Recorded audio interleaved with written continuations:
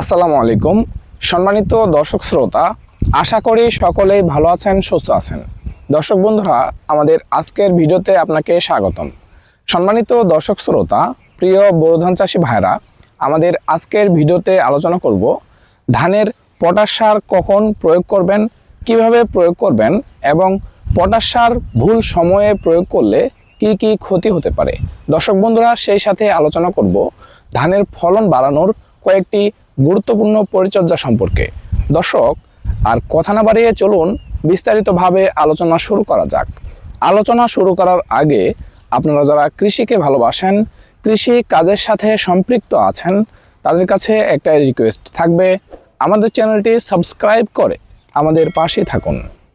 সম্মানিত চাষি ভাইরা, প্রথমেই আমরা জানব ধানে পটাশ সারের কাজ। কৃষক ভাইরা, ধান গাছের জন্য পটাশ বা এমওপি একটি গুরুত্বপূর্ণ উপাদান। পটাশ সার ধান গাছের জন্য যেসব গুরুত্বপূর্ণ কাজ করে তা হলো ধান গাছের কাণ্ড শক্ত করে, রোগ প্রতিরোধ ক্ষমতা বৃদ্ধি করে, খরা ও ঠান্ডা সহনশীলতা বাড়ায় এবং ধানের শীষ বড় করতে সবথেকে গুরুত্বপূর্ণ ভূমিকা রাখে। সেই সাথে ধানের দানা পুষ্ট করে, দানা বড় করে এবং ধানের চিঠা কমায়, গাছ হেলে পড়া প্রতিরোধ করে। অর্থাৎ পটাশ সারের সঠিক প্রয়োগে ধানের গুণগত মান ও ফলন দুটোই বাড়ায়। সম্মানিত চাষি ভাইরা, চলুন এবার জেনে নেওয়া যাক ধানে পটাশ সার কখন দেবেন।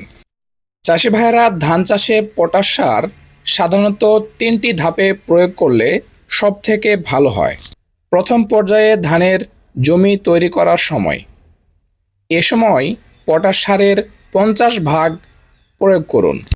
এতে করে ধান গাছের প্রাথমিক বৃদ্ধি ভালো হয় এবং ধান গাছের শিকড় শক্ত হয়। দর্শক বন্ধুরা, ধানের জমি তৈরি করার সময় প্রতি বিঘা জমির জন্য 10 থেকে 15 কেজি পটাশ সার প্রয়োগ করুন। দ্বিতীয় ধাপ, কুশি বের হওয়ার সময়। চারা রোপণের 20 থেকে 25 দিন পর বাকি 25 ভাগ পটাশ সার প্রয়োগ করুন। এ সময় প্রতি বিঘা জমির জন্য 5 থেকে 7 কেজি পটাশ সার প্রয়োগ করুন। এতে করে পাশকাঠি ও কুশির সংখ্যা বৃদ্ধি পায়। সম্মানিত চাষি ভাইরা, এরপরে চারা রোপণের 45 থেকে 50 দিন পর অর্থাৎ শীষ গঠনের সময় বাকি 25 ভাগ পটাশ সার প্রয়োগ করুন। এ সময় প্রতি বিঘা জমির জন্য 5 থেকে 7 কেজি পটাশ সার প্রয়োগ করুন। এতে করে ধানের শীষ বড় হয়, ধানের দানা পুষ্ট হয় এবং চিটা হওয়ার হাত থেকে ধানকে রক্ষা করে।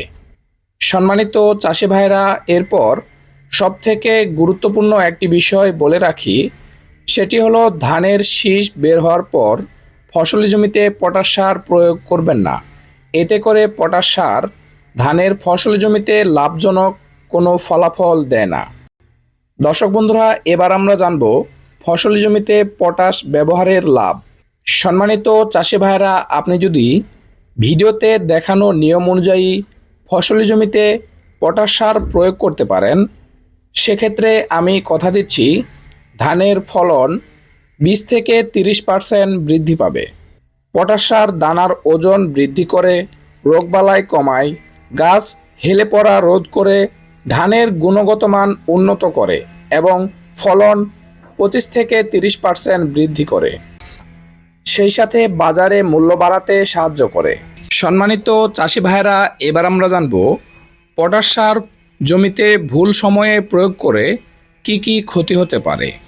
দর্শক বন্ধুরা, অনেক কৃষক রয়েছে যারা পটাশ সার ভুল সময়ে প্রয়োগ করে গাছের বৃদ্ধি ব্যাহত হয়, জমিতে লবণাক্ততা বাড়তে পারে এবং অন্যান্য পুষ্টি উপাদান শোষণে বাধা সৃষ্টি করে। সেই সাথে উৎপাদন খরচ বাড়ে কিন্তু ফলন বাড়ে না। বিশেষ করে শীষ বের হওয়ার সময় পটাশ সার জমিতে প্রয়োগ করলে অর্থের অপচয় ছাড়া কিছুই নয়। সম্মানিত দর্শক শ্রোতা, ধান চাষে পটাশ সার একটি অপরিহার্য উপাদান হলেও এর ব্যবহার এবং প্রয়োগ মাত্রা সঠিক সময়ে সঠিক নিয়মে করতে হবে। সঠিক নিয়মে সঠিক সময়ে 3টি ধাপে পটাশ সার প্রয়োগ করলে ধানের কুশি বাড়বে, ধানের দানা পুষ্ট হবে, দানার ওজন বাড়বে এবং ফলন দ্বিগুণ হবে। সম্মানিত চাষি ভাইরা, এতক্ষণ আমরা আলোচনা করলাম ধানের ফসল জমিতে পটাশ সারের কাজ সম্পর্কে। পটাশ সার কখন প্রয়োগ করবেন, কোন কোন পদ্ধতিতে প্রয়োগ করবেন এবং বিঘা প্রতি কতটুকু পটাশ সার প্রয়োগ করবেন, এবং সেই সাথে আলোচনা করলাম ভুল সময়ে ভুল পদ্ধতিতে পটাশ সার প্রয়োগ করলে কি কি ক্ষতি হতে পারে। দর্শক বন্ধুরা, আমাদের এই চ্যানেলে কৃষি রিলেটিভ বিভিন্ন পরামর্শের ভিডিও বিস্তারিতভাবে আলোচনা করা হয়ে থাকে। আপনারা চাইলে চ্যানেলটি ভিজিট করতে পারেন। সম্মানিত দর্শক শ্রোতা, আমাদের আজকের এই ভিডিওটি এ পর্যন্তই। এতক্ষণ সাথে থাকার জন্য অসংখ্য ধন্যবাদ। ভালো থাকবেন, সুস্থ থাকবেন। আসসালামু আলাইকুম।